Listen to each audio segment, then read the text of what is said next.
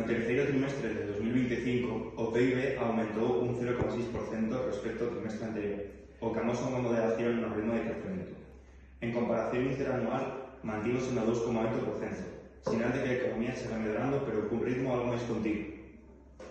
Oye, sempre falando do PIB, pero que exactamente é iso? Bueno, o PIB basicamente indica o crecemento económico dun país ou as riquezas que ten. Entón, se o PIB crece, significa que estamos mellor? Non, máis ou menos. Se o PIB crece, significa que o país está crecendo económicamente. Pero eso non significa de que vivamos mellor. Entonces a economía dun país pode medrar, pero a calidade de vida das persoas non. Efectivamente. Nada, vale, entonces xa me queda. Quero ter claro, non? Sí. O PIB dícenos como vai a economía, pero entendelo axúdanos a ver moito máis que un simple número.